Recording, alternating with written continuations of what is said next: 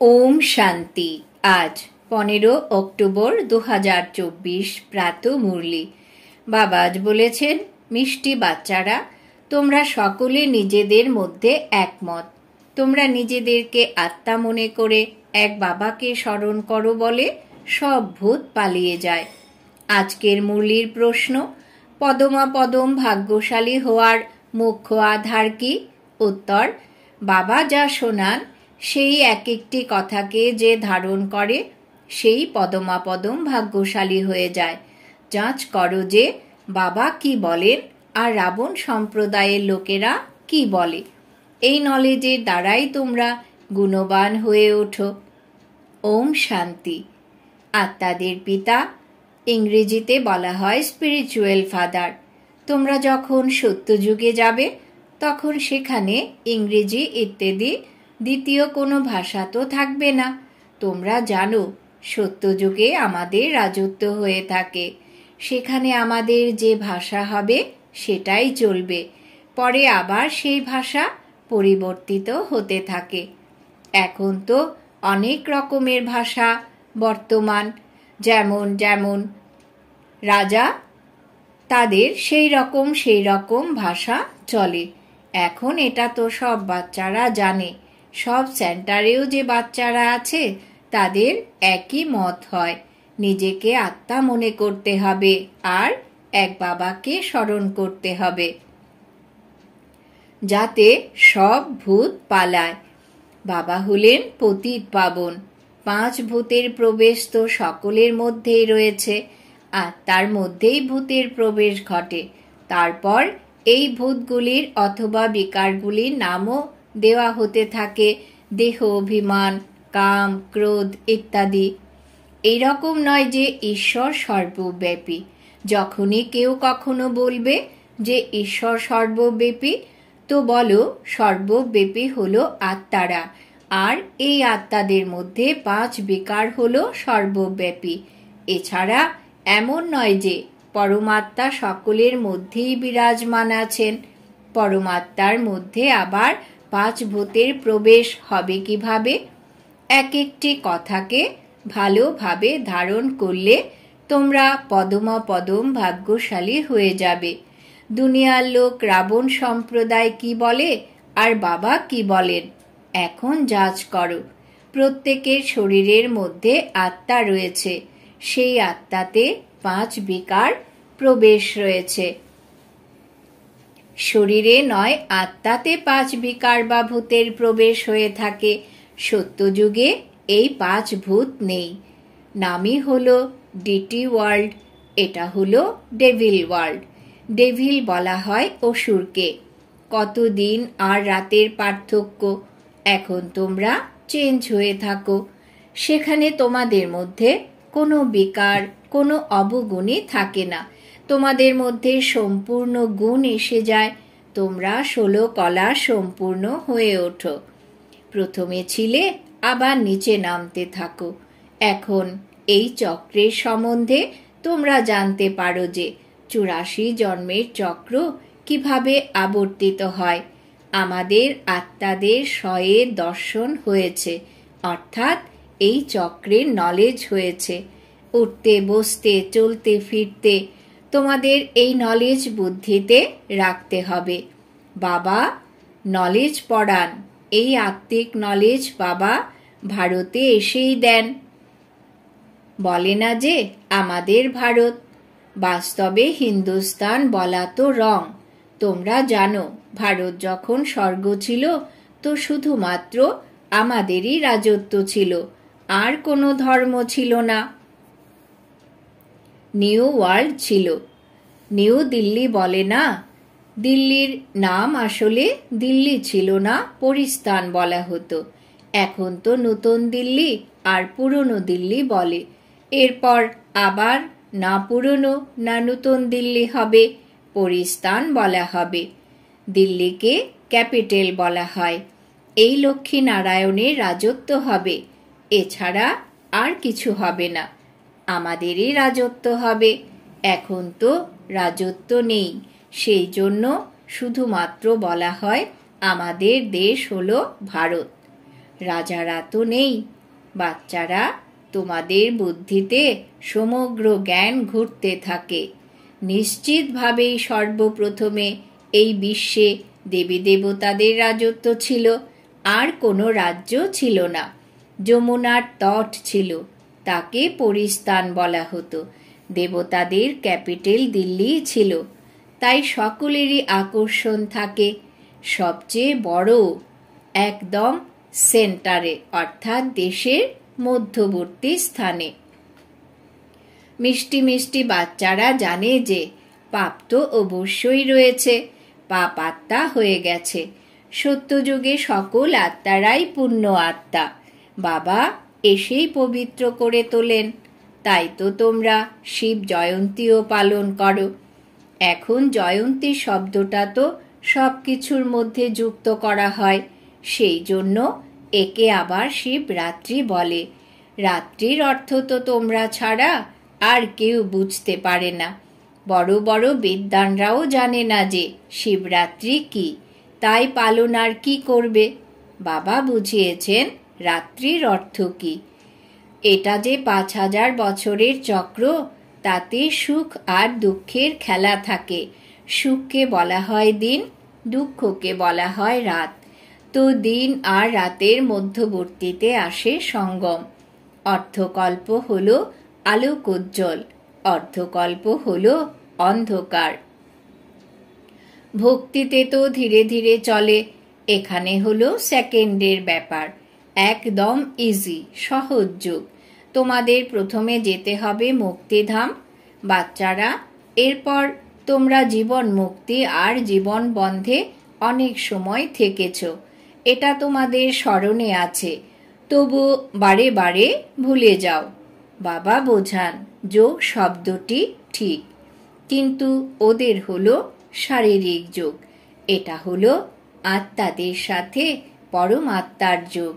সন্ন্যাসীরা অনেক ধরনের হঠযোগ ইত্যাদি শেখায়, এতে মানুষ বিভ্রান্ত হয়ে পড়ে। বাচ্চারা, তোমাদের বাবাও তো টিচারও, তাই ওনার সাথে যোগ যুক্ত তো হতে হবে। টিচারের মাধ্যমে পাঠ নিতে হয়। বাচ্চা জন্ম নিলে তো প্রথমে বাবার সাথে যোগ হয়, তারপর 5 বছর পরে টিচারের সাথে যোগ যুক্ত হতে হয়। আবার বানপ্রস্থ অবস্থায় গুরুর সাথে যোগ যুক্ত হতে হয়। 3 মুখ্য স্মরণে থাকে, সেটা তো আলাদা আলাদা হয়। এখানে এটা একই বার, বাবা এসে বাবাও হন, টিচারও হন। ওয়ান্ডারফুল, তাই না? এই রকম বাবাকে তো অবশ্যই স্মরণ করা উচিত। জন্ম জন্মান্তর 3 জনকে আলাদা আলাদা স্মরণ করে এসেছ। সত্যযুগেও বাবার সাথে যোগ হয়, আবার টিচারের সাথে হয়। পতনের দিকে যায় তো না, এছাড়া সেখানে গুরুর দরকার থাকে না, কারণ সকলে সদ্গতিতে থাকে। এইসব কথা স্মরণ করতে কি কষ্ট? একদম সহজ, একে বলা হয় সহজ যোগ। কিন্তু এখানে হলো আনকমন। বাবা বলেন, আমি এটা টেম্পোরারি লোন নেই, তাও কত কম সময় নেই। 60 বছরে বানপ্রস্থ অবস্থা হয়, বলা হয় 60-এ লাগে লাঠি। এই সময় সকলের লাঠির প্রয়োজন হয়। সব বানপ্রস্থ নির্বাণ ধামে যাবে, সেটা হলো সুইট হোম, সুইটেস্ট হোম। তার জন্যেও কত অপার ভক্তি করা হয়েছে। এখন চক্র আবর্তিত হয়ে এসেছ, মানুষের এসব কিছু জানা নেই। এই রকম ভাবে গল্প কথা সাজিয়ে দিয়েছে যে 1,00,000 বছরের চক্র। 1,00,000 বছরের ব্যাপার হলে তো রেস্ট পাওয়া যেত না, রেস্ট পাওয়াই মুশকিল হয়ে যায়। তোমরা রেস্ট পাও, তাকে বলা হয় সাইলেন্স হোম, ইনকর্পোরিয়াল ওয়ার্ল্ড। এটা হলো স্থূল সুইট হোম, সেটা হলো মূল সুইট হোম। আত্মা হলো একদম ছোট রকেট, এর থেকে তীব্র গতিতে পালানোর মতো কিছু হয় না। এটা তো সবচেয়ে তীব্র। 1 সেকেন্ডে শরীর ছেড়ে গেল আর এটা পালালো, অন্য শরীর তো আগেই তৈরি হয়ে থাকে। ড্রামা অনুযায়ী তাকে নির্দিষ্ট সময়ে যেতেই হবে। ড্রামা কত অ্যাকুরেট, এর মধ্যে কোনো ইনঅ্যাকুরেসি অর্থাৎ এতটুকু ভুল নেই, এটা তোমরা জানো। বাবাও ড্রামা অনুসারে একদম টাইমে আসেন, 1 সেকেন্ডেরও পার্থক্য হয় না। এতে কিভাবে জানা যায় যে বাবা হলেন ভগবান? যখন নলেজ দেন, বাচ্চাদের বসে বোঝান, শিবরাত্রিও পালন করা হয়, তাই না? আমি শিব কখন কিভাবে আসি সেটা তোমাদের তো জানা নেই। শিবরাত্রি কৃষ্ণরাত্রি পালন করা হয়, রামের পালন করা হয় না, কারণ পার্থক্য হয়ে যায়। শিবরাত্রির সাথে কৃষ্ণরাত্রিও পালন করা হয়, কিন্তু কিছুই জানে না। এখানে হলো আসুরি রাবণ রাজ্য, এটা বোঝার মতো ব্যাপার। এখানে তো হলেন বাবা, বৃদ্ধকে বাবা বলা হয়, ছোট বাচ্চাকে কি আর বাবা বলা যায়? কেউ কেউ ভালোবেসে বাচ্চাকে বাবা বলে থাকে, সেও কৃষ্ণকে ভালোবেসে বলে থাকে। বাবা তো তখন বলা যায় যখন বড় হবে আর আবার বাচ্চার জন্ম দেবে। কৃষ্ণ নিজেই হলেন প্রিন্স, ওনার বাচ্চা কোথা থেকে আসবে? বাবা বলেনও, আমি বৃদ্ধের তনে আসি, শাস্ত্রেও রয়েছে। কিন্তু শাস্ত্রের সব কথা অ্যাকুরেট না, কিছু কিছু কথা ঠিক। ব্রহ্মার আয়ু অর্থাৎ প্রজাপিতা ব্রহ্মার আয়ু বলা হবে, সেটা তো অবশ্যই এই সময় হবে। ব্রহ্মার আয়ু মৃত্যু লোকে শেষ হবে, এটা কোনো অমর লোক না।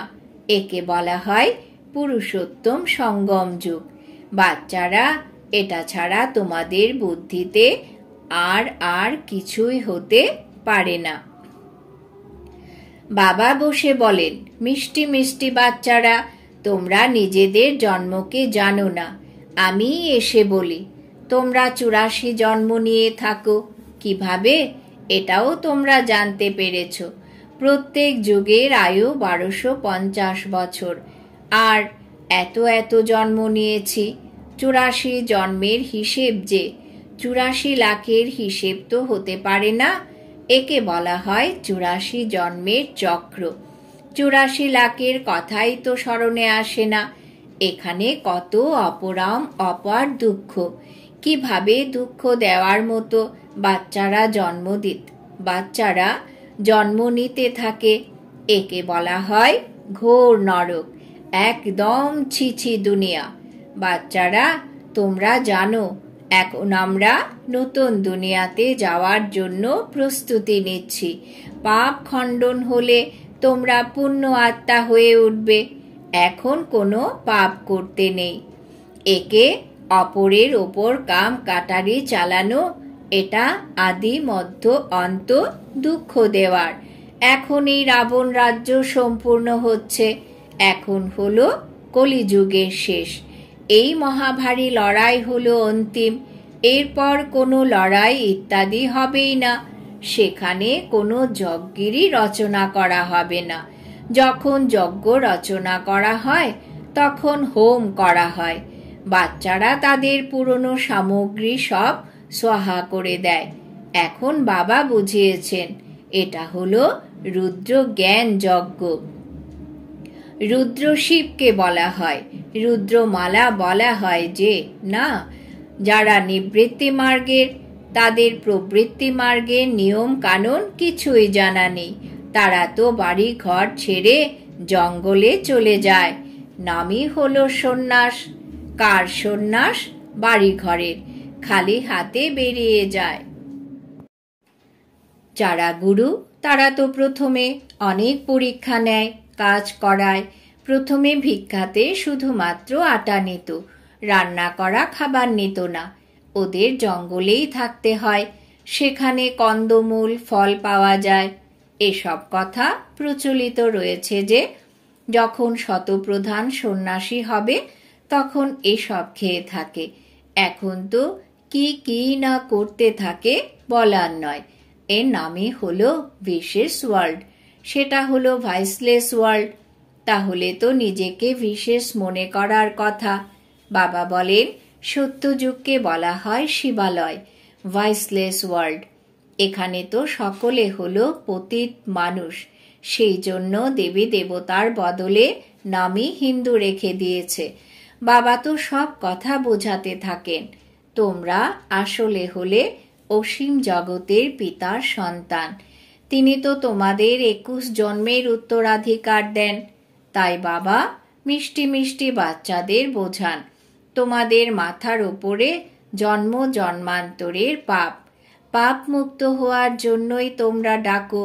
সাধু সন্ত ইত্যাদি সকলে ডাকে, হে পতিত পাবন। অর্থ কিছুই বোঝে না, এমনি গাইতে থাকে, করতালি দিতে থাকে। ওদের যদি কেউ জিজ্ঞাসা করে পরমাত্মার সাথে কিভাবে যোগ লাগাবে, ওনার সাথে কিভাবে মিলিত হবে, তো বলে দেবে তিনি তো সর্বব্যাপী। এই পথই কি তারা অন্যদেরকে দেখায়? বলে দেয় বেদ শাস্ত্র পড়লে ভগবানকে পাওয়া যাবে। কিন্তু বাবা বলেন, আমি প্রতি 5000 বছর পরে ড্রামার প্ল্যান অনুসারে আসি। এই ড্রামার রহস্য বাবা ব্যতীত আর কেউ জানে না। 1,00,000 বছরের ড্রামা তো হতেই পারে না। এখন বাবা বোঝান, এটা 5000 বছরের ব্যাপার। কল্প পূর্বেও বাবা বলেছিলেন মনমনা ভব। এটি হলো মহামন্ত্র, মায়ার উপরে বিজয় প্রাপ্ত করার মহামন্ত্র। বাবা বসেই অর্থ বোঝান, দ্বিতীয় কেউ অর্থ বোঝে না। কথিত আছে সকলের সদ্গতি দাতা এক। কোনো মানুষ তো হতে পারে না, দেবতাদেরও ব্যাপার না। সেখানে তো সুখ আর সুখ, সেখানে কেউ ভক্তি করে না।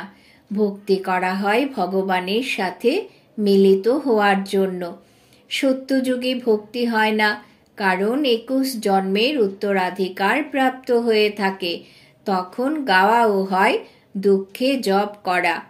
এখানে তো অপার দুঃখ, ক্ষণে ক্ষণে বলে ভগবান দয়া করো। এই কলিযুগে দুঃখী দুনিয়া সামগ্রিকভাবে থাকে না। সত্যযুগ ত্রেতা পাস্ট হয়ে গেছে, আবার হবে।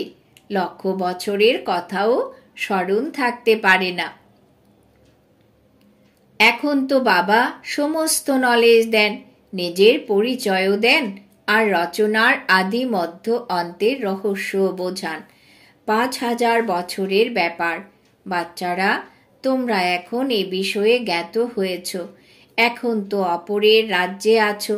তোমাদের নিজেদের রাজ্য ছিল, এখানে তো লড়াই করে নিজের রাজ্য নেয় হাতিয়ারের দ্বারা, মারামারি করে নিজের রাজ্য নিয়ে থাকে। তোমরা অর্থাৎ বাচ্চারা তো যোগবলের দ্বারা নিজের রাজ্য স্থাপন করছো। তোমাদের শতপ্রধান দুনিয়া চাই। পুরনো দুনিয়া শেষ হয়ে নতুন দুনিয়া তৈরি হয়, একে বলা হয় কলিযুগ, পুরনো দুনিয়া। সত্যযুগ হলো নতুন দুনিয়া, এটাও কারোর জানা নেই। সন্ন্যাসী বলে দেয় এটা আপনার কল্পনা, এখানেই সত্যযুগ, এখানেই কলিযুগ। এখন বাবা বসে বোঝান, একজনও এরকম নেই যে বাবাকে জানে। যদি কেউ জেনে থাকতো তো বাবার পরিচয় দিত। সত্যযুগ ত্রেতা কি জিনিস কারুর কি আর বোধগম্য হয়? বাচ্চারা, বাবা তোমাদের ভালোভাবে বোঝাতে থাকেন।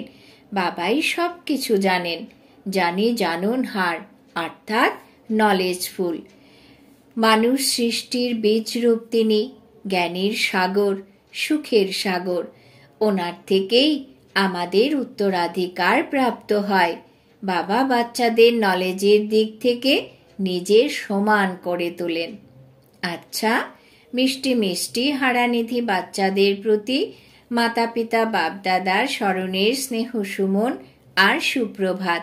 আত্মাদের পিতা তার আত্মারূপী বাচ্চাদেরকে জানাচ্ছেন নমস্কার। আমরা আত্মারূপী বাচ্চারা আমাদের মাতা পিতা বাপ দাদাকে জানাই স্মরণের স্নেহ সুমন, সুপ্রভাত, নমস্কার। ধারণার জন্যে মুখ্য সার। 1 নম্বর, এটা হলো পাপের থেকে মুক্ত হওয়ার সময়, তাই এখন পাপ করতে নেই। পুরনো সব সামগ্রী এই রুদ্রযজ্ঞে সোহা করতে হবে। 2 নম্বর, এখন হলো বানপ্রস্থ অবস্থা, সেই জন্য বাবা টিচারের সাথে সাথে সদ্গুরুকেও স্মরণ করতে হবে। সুইট হোমে যাওয়ার জন্য আত্মাকে শতপ্রধান হতে হবে। বরদান। বাবা আজ বরদান দিয়েছেন, নিজের সূক্ষ্ম দুর্বলতাগুলিকে চিন্তন করে পরিবর্তনকারী সচিন্তক ভব। নিজের সূক্ষ্ম দুর্বলতাগুলিকে চিন্তন করে পরিবর্তনকারী সচিন্তক ভব।